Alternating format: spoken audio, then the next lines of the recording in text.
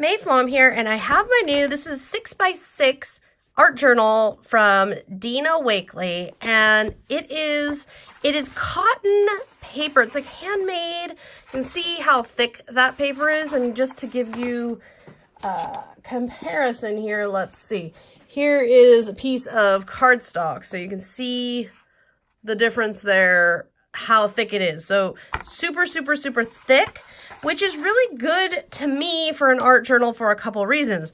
Reason number one being, if it's really nice and thick, now I'm putting some acrylic paint on my page here. I'm just going to play around while I explain to you why I'm really liking this. So a couple reasons. Number one, I get intimidated by really large art journals because I don't always have, like, a lot of times what I'm doing is just testing the material. I might be testing how one material works with another. I might be testing an idea or a technique, but I'm testing. I'm not looking for a finalized piece of art. So I can get really overwhelmed when I feel like the art journal is, I don't know, too much. You know, if I feel like the art journal is too big, too much, then I tend to just kind of freeze up or quit or walk away from it.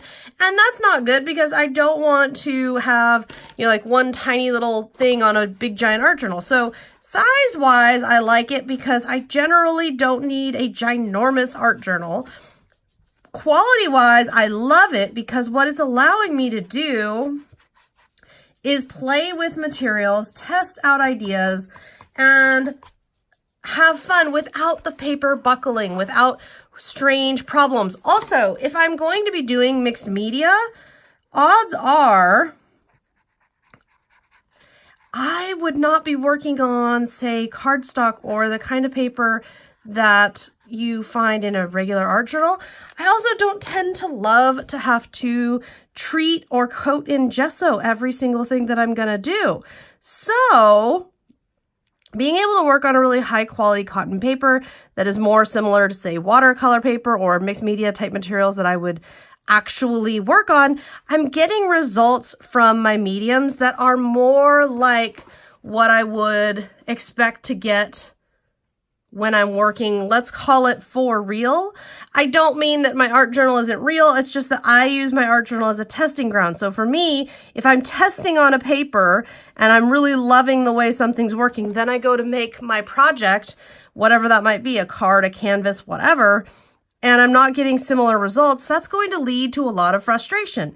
And I obviously try to avoid being super frustrated in my creative time. It's so limited and so precious to me. I definitely don't want to feel stressed out when it's playtime. So I really like that it gives me very high quality results. And you might be noticing I keep putting water on this.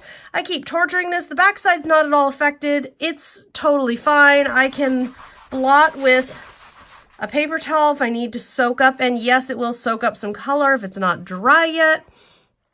I really am not at all limited in what I want to do and how I want to do it when I'm playing with this art journal. I don't have to stress out about, okay, but we hit the point where, you know, it's too much. It's going to start making, you know, I'm going to start having a bunch of pilled up nonsense on my page. This is going to be yucky. That's going to be, no, we don't have anything to worry about. We can just continue to play and create.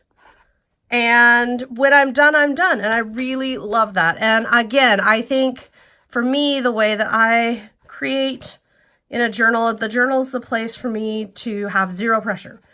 And that's really big for me. So the smaller size is working well because I find that even if I only have 5 or 10 minutes, I can play with and fill up a page easily. Or do something like this where I ended up just making, I would call this a background, similar to this page over here. It's kind of a background. So I can stamp on that, I can write on that, I can do whatever I want on top of that at a later time, and that's totally fine. If you have any questions, feel free to leave me a comment.